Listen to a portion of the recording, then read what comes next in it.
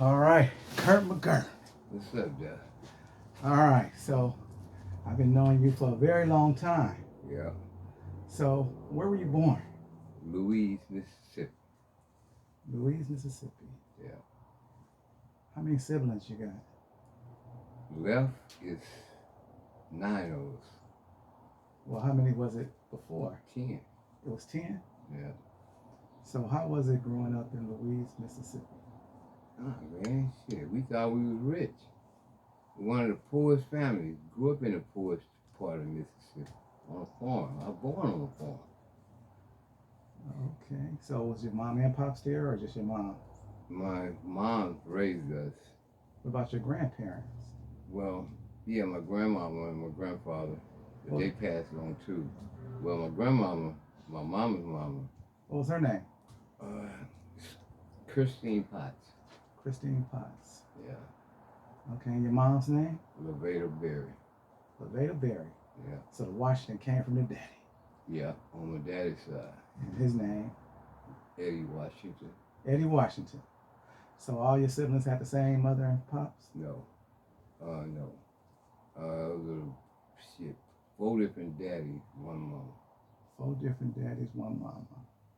So what age did you make it out here to California, or did you go somewhere else before you got to California? Well, after my mama's death, we were going to take 10 kids, just 7. Right. So they tried to keep us together in twos. 2 go to this family, 2 go to this family. And they did that for the most part. But my grandmama, Ethel May Washington, she, on my dad's side, she adopted me and my sister Penny since we had the same dad. Okay. And she was out here in California? No, she was in Mississippi with me. She was the oldest of the 10. Okay. But you asked me how old was I when I came out here. When I first came out here, I was in the 9th grade. I went to Frick Junior High. That's the first year I came. So I guess I was about 13, 14 years old. And who'd you come with? My Aunt Laura and my grandmama, my May. So Your grandma on your dad's side or your? On my dad's side. Okay. The Washington. Yeah. Okay. So your grandma. And how did you end up in Sobrani Park? That's where, well, when I first got out here, we moved to 101st and Birch.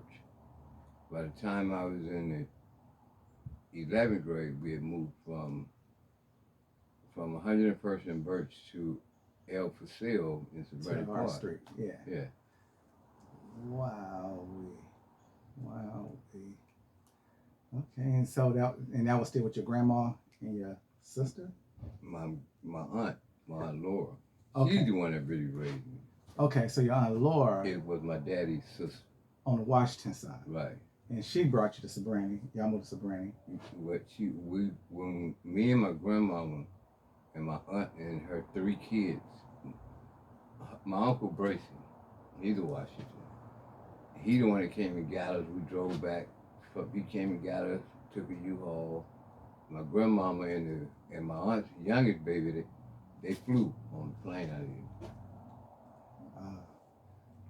here. Okay, and so what kind of work did your aunt do in Sobrani? She was working for OCE Developers. What's that? The construction company. That's how you got into construction? Mm-hmm. When I first came out here, me and just making friends and all this stuff. We on 101st. We out sitting out there playing football, and I don't know why he chose me, Curtis Williams. Your mom, she know Obley Williams. That's the right. That's the O in OCE, Obley, Right. Curtis, and Earl. Okay, he had bought a old burn up house on 101st, about 4 houses down from us. He said, "Hey man, come here." So I ran over there, talked to him. He said, "Hey man, my name is Curtis." He said, "What's your name?" I said, "My name's Curtis." He said, "Man, you see that old burn up house right there?" He said, "I just bought that." You said, "Want to make some money?" I'm like, "Yeah." You know, shit, yeah, man, I done chopped cotton, skin hide, did all that. So, man, shit, I ain't never did no construction work. So I'm learning. So he hired me. He said, "Man, in a couple of years, me and my brothers are going to get a construction company. And we want you to come work for it." I'm out straight out the country, nigga. I'm like a mule. Right. So that's how I met my first job with OCE. Okay, you stuck with them for how many years? Shit, about 12, 13. 12, 13 years. Okay, this the 80s, right? This, This yeah, during this, the 80s, right? yeah, this is like 80. When I came out here, that was 83. Right. So in So the like 80s, at like 84, 85, 80, on down into the 90s. you was working for them. Yeah. And your mom was working for them too. I Mom. mean your aunt. Your aunt. Well, yeah, she met Curtis like the mom.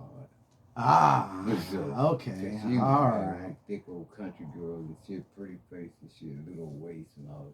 Uh-huh. So they needed a secretary. Aha, she was the But- secretary. But his wife was already the secretary. So he needed another one. He needed her to be the secretary. You know what that meant. Yeah. So he hired her as a secretary. Okay. All right. Okay. Hell of a story. Yeah, yeah. Okay, so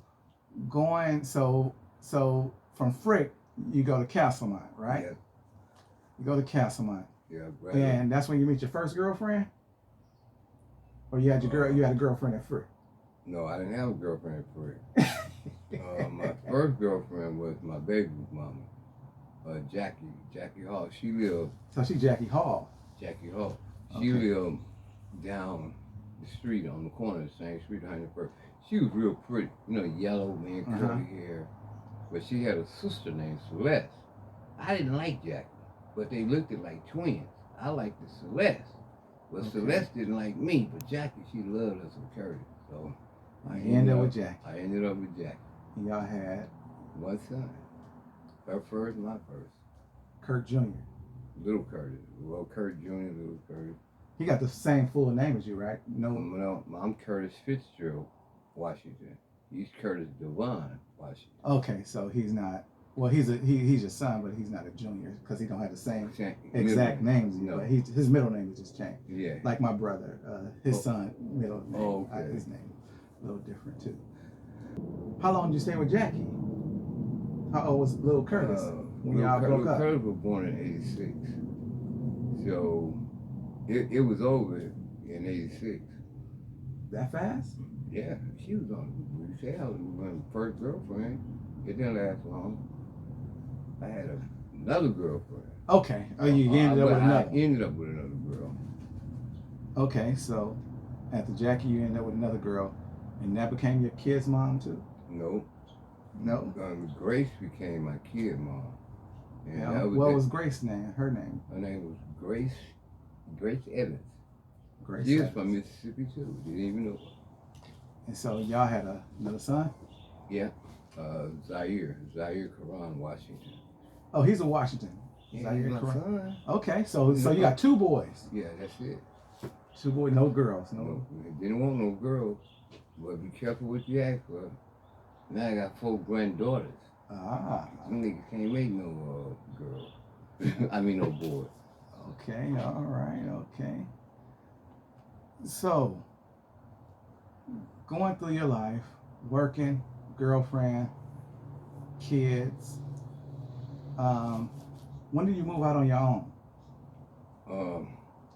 Shit. I moved out on my own about Straight out of Sabran? after I graduated from high school.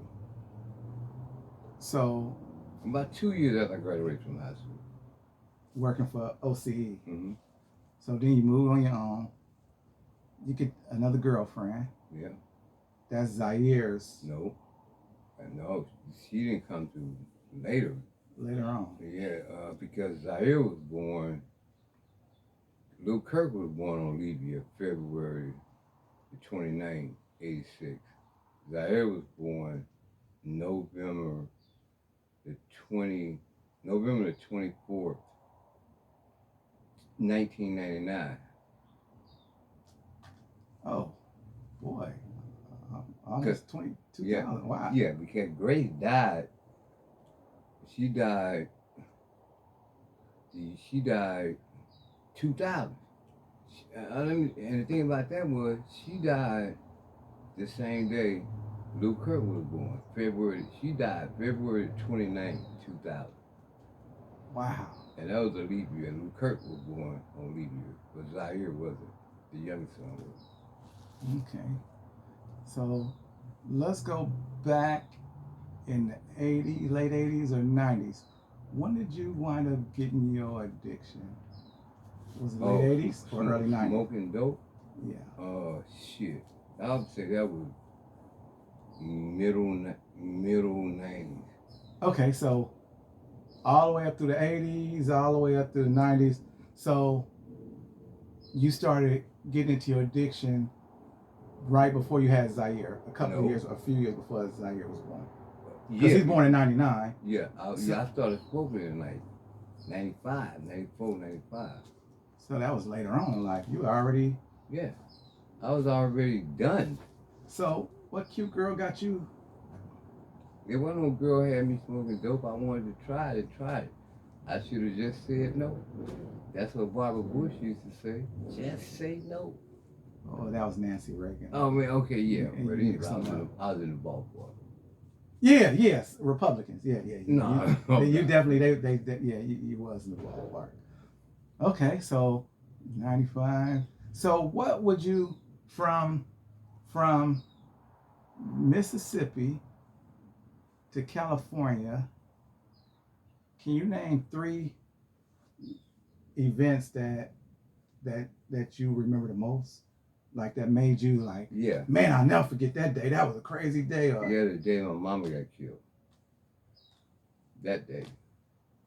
Okay. That one sticks out a lot. And that one sticks out a lot. And little Curt being born sticks out a lot. That first son. But the one that bothered me the most was that day when they separated all 10 of us to go their separate ways, my sisters and brothers. That was probably that was the worst day. Yeah, that's tough. Hold on a second. And then being the last one to leave, me and my sister Penny was the last 2 to leave. You and Penny? Yeah, man. Her name is Denise, but they call her Penny because she got that pretty red skin and shit. So what happened with her? Because she came got out married. here with you. She was old enough. She got married. But she came to Oakland? She came to Oakland about 2 years after she got married. She only stayed like 2 weeks and went back. Oh, so she ended up back in Mississippi. Yeah, she wasn't coming to stay out here. And you stayed? Where was I going to go? Right. And shit, I was still, when she came out here, I was still in high school. But I've been back home, man, probably 6 times. Probably about 6 times since I first came out here. I've been back. I had to go back for my grandmama's funeral on my mama's side, and I had to go back for my brothers and his wife, death. They got killed in Louis, Mississippi. Yeah. It's just been a long. I mean, some families. I look at it like this: I'm paying for somebody else's shit they did. And, you know, what goes around comes around. It don't have to come around to the one that did it, but it's coming back. And somebody got to pay for that shit. And I guess I'm on the receiver, on the payback end. That's the way I look at it. But you've been a blessing to many because of your skills that you acquired. So you've been a big help to a lot of people. Like I refer to you as the poor man's contractor, because people that's poor that can't afford a real contractor, they can afford somebody like you that knows as much as a contractor. I remember the first time I met you, you was sitting on Peachy's porch and you talking to him about somebody doing some work out there and shit in Sacramento. And Peachy seen me. I was working doing a sewer line across the street, Jim's house. And when he seen me coming back, he said, "Curt, come here, man. I want you to meet somebody." That's when I met your ass. And you was looking at me like, this motherfucker, this ragged ass nigga, he can't do shit. Until I got to Sacramento, that changed real quick. Yeah, you became my brother. Yeah. You definitely became my brother, because I needed some help and you helped me, and I was like, how much you gonna charge? You said, well, let's see what's going on first. Yeah, I remember. I remember vaguely what I did first. You stripped off the wall. The siding. Did the siding and windows and shit. Right.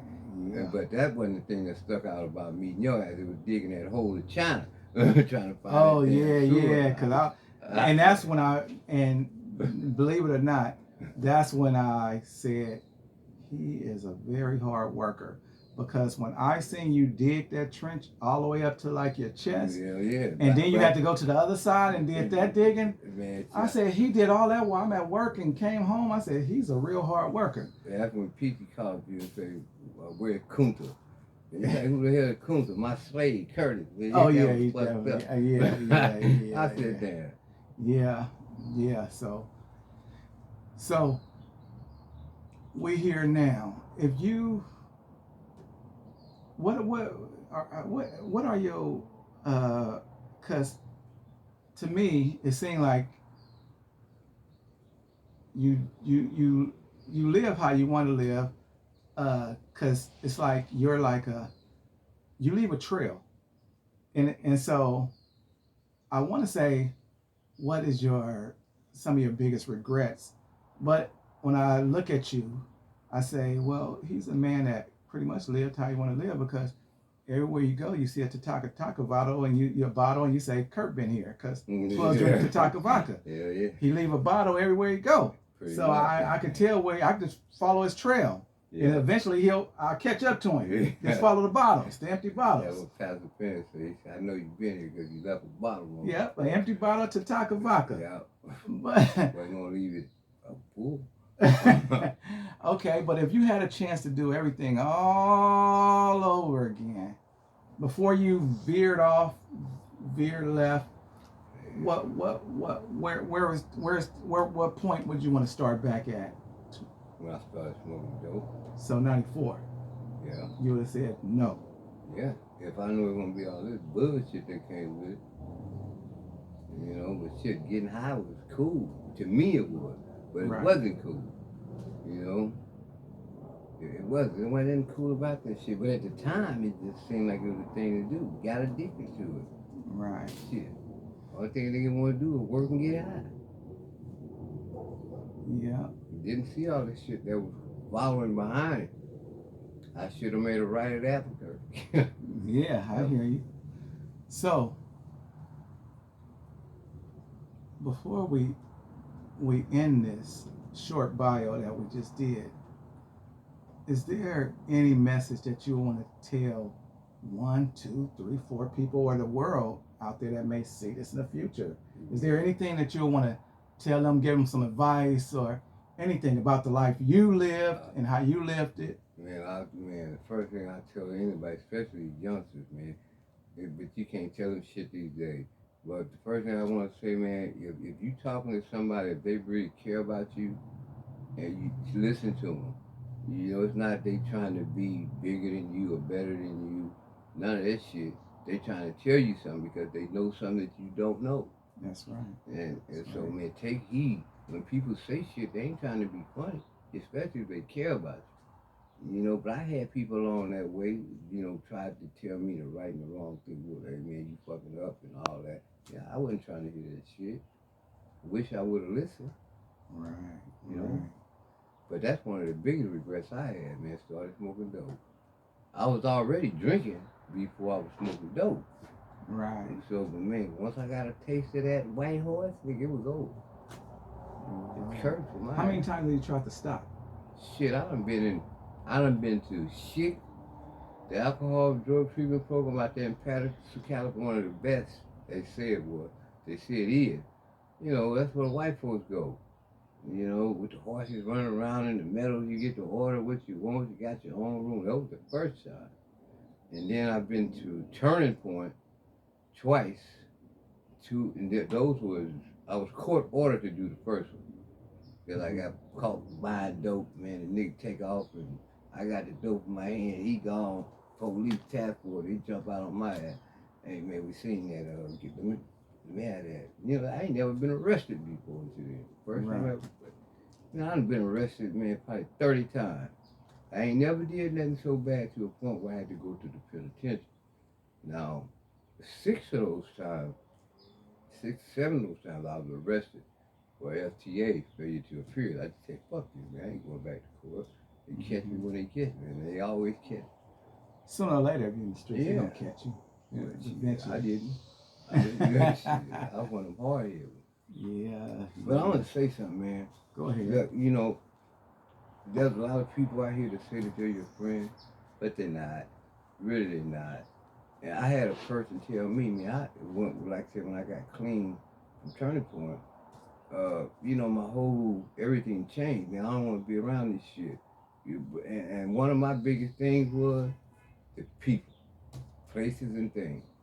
The people that, even though you don't want to smoke no dope, and they know this, right? They'll come around and blow one in your face. You know, hey man, you ain't smoke with me today.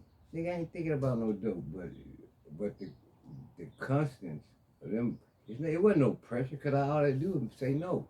Mm-hmm. But you know, you find somebody and you think that they care about you, make sure you listen to them.